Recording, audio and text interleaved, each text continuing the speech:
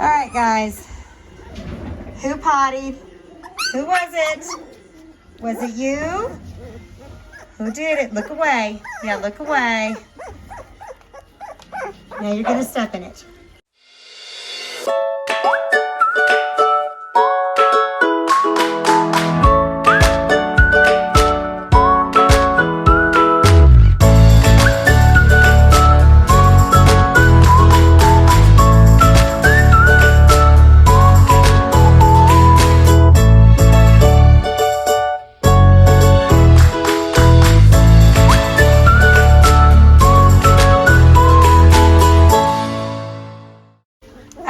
Guys, hello. Hi, baby. How are we today?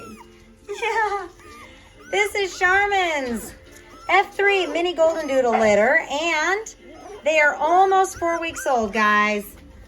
Almost 4 weeks, almost to the halfway point. Yeah, this is another litter of 9. And this one we have 6 girls, 3 boys. And I am the first pick of the litter, and we are taking a girl from this litter so we can further the line. And there are Duke, Daphne, Beasley, Mr. Bean lines in here. So this is definitely a line we want to keep going.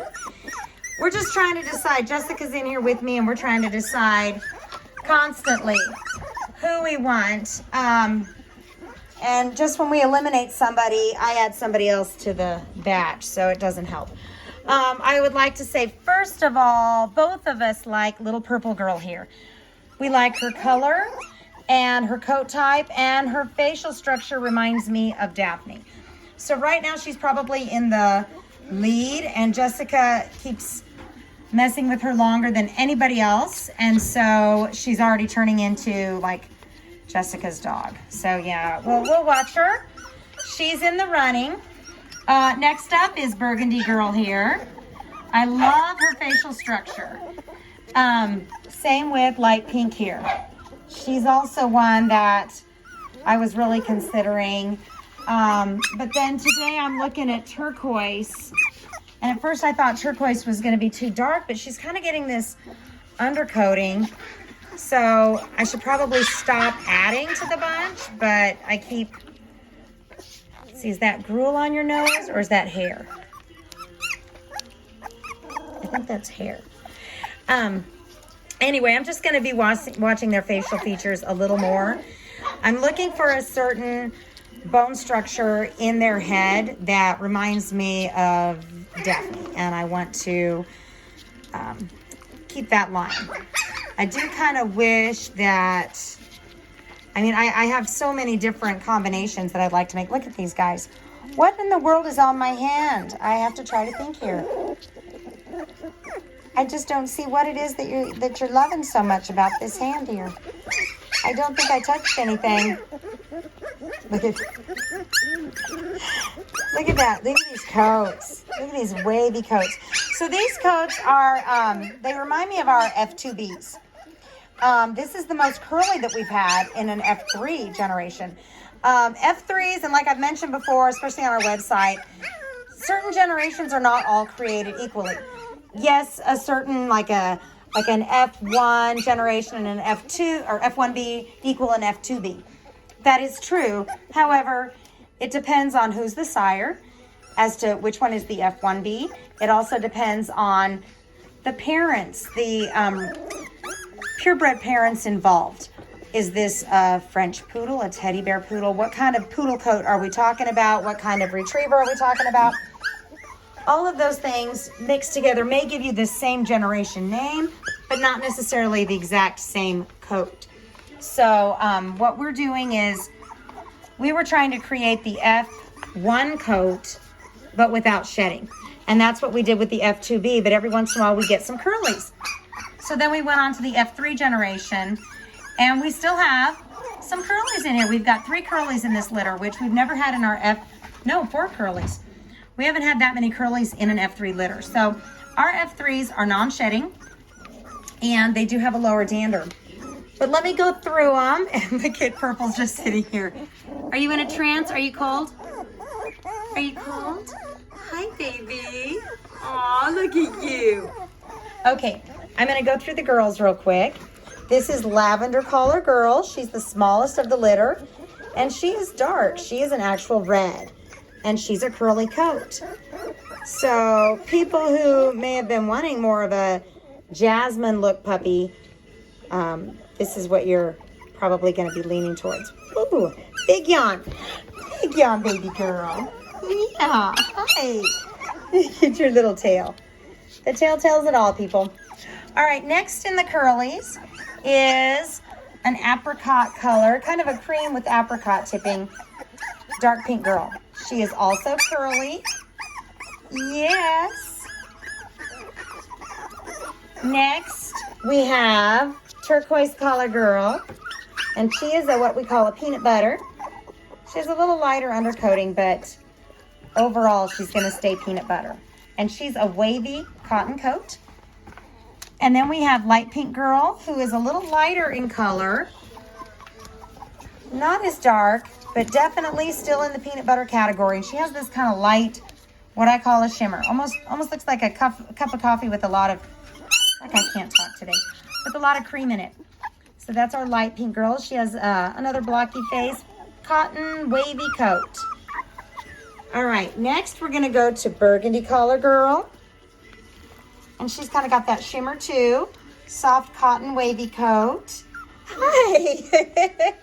Yes, I'm talking about you. What do you think? So she and light pink have the closest looks, texture and everything. All right, and then we were talking about our little purple collar girl. She is a cream. And she has a soft cotton wavy coat. And she's a little bigger than our lavender. So those are the two smallest in the litter. She doesn't know she's little though. She's right up there with everybody. Okay, so that is the girls. And then we have 3 boys. And 2 of those boys are curly. One is our black collar boy, and he's a peanut butter color. And he is a curly coat. Yeah. He also kind of has a little bit of a shimmer to him. But I'm seeing a little bit of fleece in his coat. So people who have asthma, severe allergies, that is a really good choice for you. Next is orange collar boy. And he is the only wavy male. Soft cotton wavy coat. And he is a peanut butter color. He's like, is that my good side? Get my good side. I got your good side. Now let's see the front of your face. Hi. Yeah, everybody's yawning. All right, and then over here, let's get you over here, is our other curly male, and he is more of a light red, peanut butter light red, yellow collar boy, and he is also a curly coat. Yeah, look at you all. You're so personable. I know. What you thinking? Huh? So 4 weeks old. That is what I said, isn't it? Yes, 4 weeks old. We're almost halfway there, guys. Now you're going to be receiving your directions to us for those that are coming. Your pickup instructions, which will have our schedule on it. And then I believe I have some spots that I'm letting people sign up for pickup. I kind of have some time frames for all of you, but if there's some open times to pick, I will let you know in that letter. Hey, it might be just a little different from your welcome letter because we had a lot of people double listed and people have moved around a little bit. So we'll just send that out to you so you guys can make sure that you have the right schedule and that you're ready to go. And that way you can make your arrangements. We will be doing temperament testing during week 5. And then we will have more video, pictures, things like that for you to help you determine which puppy fits your family best. And usually the majority of our owners are able to do that based on that. And then on picking day, I text you, you let me know which puppy you've chosen. I will let everybody know as picking happens, which puppies are chosen, which ones are still available. If you would like to FaceTime or Zoom, let me know as soon as you can before picking day so that we can plan on that. Sometimes we do run early. So I will let you know if we are running early. And sometimes people need that full time to go ahead and make their selection. But most everybody kind of has it limited. They've got it narrowed down. What I advise people is, for instance, if your fourth pick of the litter, have your top 4 put down. That way, if your first pick is chosen, you have a backup to go to. And that'll prepare you. Most of the time, it is a choice between 2 puppies that people have a hard time making. It's not picking out your favorites, but your top favorites. And then, really, the majority of the time, everybody gets exactly what they want. And that's usually when we see the problems selecting, is that all of a sudden you're like, uh-oh, now all my top favorites are available. And usually people spend the time picking, between the 2 that are their favorites. So, just something to be aware of. Yeah. Oh, goodness. Oh, goodness. Do we want to play with anything?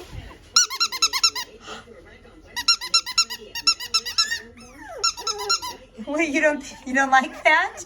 It's yellow. It's your favorite color. It's yellow. Come here. Come on. So these babies have been on gruel. Just moved up to twice a day. And let's check out our teeth situation. Yeah, we're just not doing anything here on the teeth. So, you've got some coming in. Yeah, little buds coming in. The thing is, Charmin's puppies over everybody. We see them in their mama's bowl eating some kibble. So even though not everybody has teeth buds here, they're all into that food. Look at you, you're huddling. Everybody's huddling. So what we do is we start adding some little kibbles in with their gruel, and then once they get their teeth, then we'll take the gruel away. And this helps out mama, and it helps them grow. Everybody in here is just a chunky monkey. Yeah, even little girl here. Even little baby girl. Hi. Are you sweet? You are. Are you just gonna, oh yeah, just fall back. Oh yeah. Does that feel good? Does that feel good? Yeah. You all are so sweet. Oh goodness, look at you. See what I mean, guys? Yeah. She's just like my Daphne darling. All right, guys. Well, I'm going to let you guys go ahead and go, and we'll see a little more playing. Right now, they're just having short spurts of energy, and then that's it. We're huddling. We're getting down. Turn around. Let's see this side of you. Let's see this side of you. Yeah. And I'll talk to you a little more next week about training, getting ready to go home, and all that good stuff. Right now we're kind of looking at, how to pick your puppy. A litter like this, it can be difficult. But if you have a preference on curly versus wavy, male versus female, that might help you in your selection. Yeah. So which one of you is mine? I don't know. I just don't know. Makes it difficult, doesn't it? Yeah. What do you think, buddy? What do you think? You've got the perfect look, don't you? Yes, you do. All right, guys, we'll see you next week. Have a good week.